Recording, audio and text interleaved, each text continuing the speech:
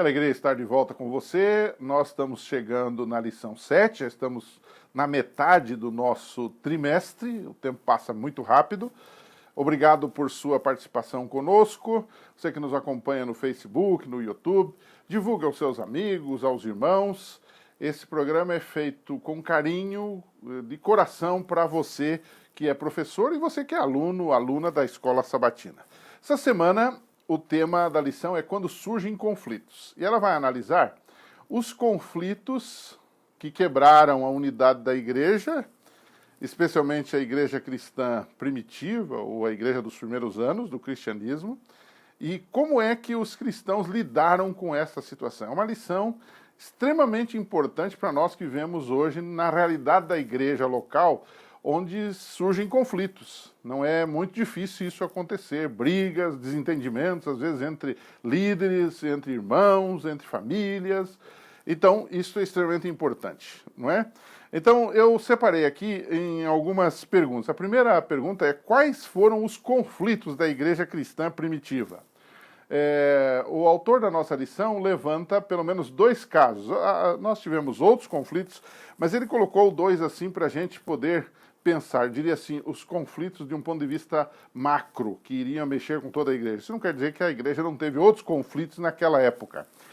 O primeiro foi um preconceito étnico. Você lembra de Atos 6, que as viúvas de origem grega, de origem helênica, estavam reclamando porque estavam sendo discriminadas na distribuição da cesta básica, falando um linguajar bem atual, bem do século XXI. Elas se queixavam de que os irmãos de origem judaica as estavam discriminando na distribuição das doações. Certamente era um momento de dificuldade econômica e elas então estavam sendo discriminadas. Então havia ali uma série de preconceito étnico. Um segundo fonte de conflito grande no cristianismo, e a gente estudou a lição de Atos no trimestre passado, e a gente percebeu isso, esse assunto se desenvolveu durante toda a lição, durante os 13 sábados, em algum momento, esse assunto voltava, foi a questão da conversão dos gentios. Ou seja, nas primeiras décadas, o cristianismo era basicamente constituído por judeus. E eles achavam que as pessoas que vinham de fora, que não eram judeus, precisavam cumprir as leis mosaicas, entre elas a circuncisão, para serem aceitos na igreja. E os apóstolos, e Paulo de forma muito especial, era contra esta ideia. Se alguém quisesse se circuncidar, tudo bem. Se alguém quisesse seguir os preceitos judaicos, tudo bem, costumes judaicos, tudo bem. Mas não podia usar isto como prova de discipulado, como prova de salvação, dizendo: olha, você tem que fazer isso para se salvar, ou você tem que fazer isso para pertencer à igreja. O indivíduo era batizado e ele passava a pertencer à igreja porque ele confessava o nome de Jesus Cristo. Então, isso gerou um conflito, eu diria, um conflito sobre a base da salvação. Não é? Você, para ser salvo, como deveria se comportar? Tinha que se circuncidar? Tinha que cumprir todos os preceitos judaicos ou não? Claro que não. Você precisava aceitar a Cristo. Embora, se você cumprisse o preceito judaico sem essa pretensão, não havia nenhum problema em si. Mas havia um problema quando isto era colocado como base da salvação. Isso gerou muita discussão na igreja cristã no decorrer dos anos. Agora, a segunda pergunta, que é naturalmente deduzível desta primeira, que era que conflitos nós tínhamos na igreja cristã primitiva, é como a igreja resolveu esses conflitos. Então, quando você vai, por exemplo, para Atos 6, você percebe que o Espírito Santo esteve orientando. Aí está a necessidade hoje de a gente, em tudo que vai fazer, buscar a orientação, buscar o batismo, a unção do Espírito. O Espírito Santo é que tem que conduzir a igreja. Às vezes nós, homens, chamamos a nós essa prerrogativa e achamos que nós dominamos a igreja. E muitos de nós vamos morrer, muitos líderes vão morrer e a igreja vai ficar brigando. Muitos líderes vão desaparecer e a igreja vai continuar brigando. A igreja não é minha, como líder, como pastor, a igreja é de Jesus, a igreja é do Espírito Santo. Ele vai conduzir a igreja. Então, quando eu abro a Bíblia em Atos 6, eu vejo que a primeira solução dos conflitos foi deixar-se orientar pelo Espírito Santo. A Bíblia aparece mais de uma vez a expressão, pareceu bem ao Espírito Santo. Vamos clamar mais pelo Espírito para nos dar esse discernimento na solução ou na resolução de conflitos. Então, outro ponto que os cristãos resolveram seus conflitos foi com a busca do Espírito Santo, com oração, com o estudo da Bíblia. No caso ali das viúvas, eles nomearam os diáconos para atender as viúvas de forma mais efetiva, mais eficaz. E aí eu me lembro do texto bíblico, que certamente eles leram, do assunto de Jetro, dando conselhos a Moisés, quando Moisés estava sobrecarregado e o povo estava descontente lá na caminhada para Canaã, e o sogro lhe deu uma boa sugestão. Disse, por que você não divide esse povo em grupos? Em grupos de 1000, em grupos de 100, em grupos de 50, em grupos de 10, e então, cada problema que houver, eles vão e se retratam a estas pessoas que estão imediatas a eles. Isso pareceu bem.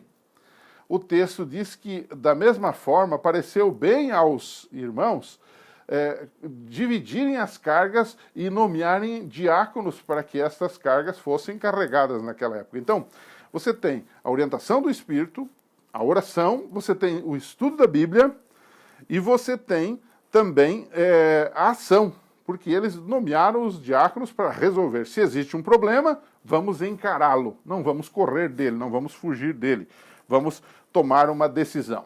O segundo ponto, que eu destacaria da solução dos conflitos, foi aquela questão que nós levantamos, que foi da conversão dos gentios. E o que os primeiros cristãos fizeram? Eles se reuniram para deliberar, para conversar, para dialogar, para debater o assunto. Então, houve em Atos 15, a partir do verso 1, um concílio em Jerusalém, onde estavam os representantes da igreja para discutir a questão. E o concílio decidiu, naquela ocasião, que os gentios não precisavam se tornar judeus, obedecendo a todos os aspectos das leis cerimoniais, inclusive aí a circuncisão, para se tornarem cristãos. E eles tomaram essa resolução e divulgaram isto para toda a igreja daquela época, daquele tempo. Então foi uma conversa, um diálogo, né? Tudo passa pelo diálogo, pela conversa, e ao mesmo tempo tudo passa pela oração e pelo estudo da palavra de Deus. E eu faria uma terceira e última pergunta para a gente concluir a lição desta semana, que está muito boa, está muito prática, e a pergunta é a seguinte: o que nós aprendemos dessas experiências? Coloquei letra A, a importância da oração. Eu não preciso falar sobre isso, você já sabe. Letra B, a importância do estudo da palavra de Deus. O conflito era atual, mas eles sempre analisavam os conflitos à luz da palavra de Deus. O que a palavra de Deus diz? No que ela explica sobre esse assunto? Ou ela não fala nada sobre isso e nós precisamos orar e decidir assim mesmo?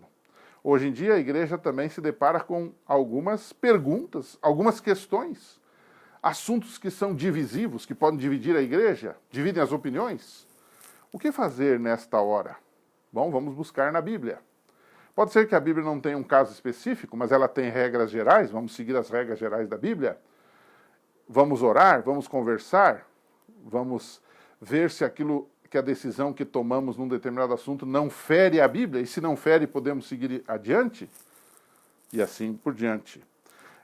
Letra C, a importância de discutir as questões com o espírito cristão.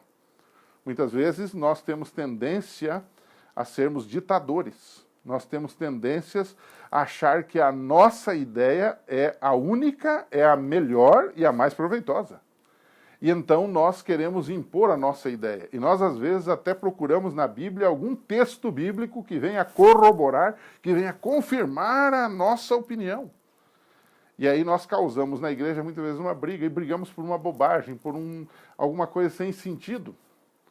Eu sempre digo que na volta de Jesus, quando Jesus voltar, alguns de nós vamos levar algum puxão de orelha, e ele vai dizer para nós: olha, aquilo que você falou, que você dizia que era a vontade de Deus, não era a vontade de Deus, era a sua vontade. Era o que você pensava. Muitas vezes, na administração da igreja, nós podemos ter esse tipo de defeito, isso em todos os níveis. E então, precisamos seguir o exemplo dos apóstolos, dos nossos irmãos, que oraram, que conversaram, que decidiram e que pensaram no bem-estar da comunidade como um todo, sem desrespeitar as regras bíblicas. E agora, a pergunta final ficaria para você pensar com seus alunos sob a orientação do Espírito Santo e em submissão à palavra de Deus, a igreja conseguiu resolver esses conflitos e evitar divisões. Podemos nós fazer o mesmo hoje? Claro que sim. Pense nisso, nós voltamos na semana que vem. Até lá.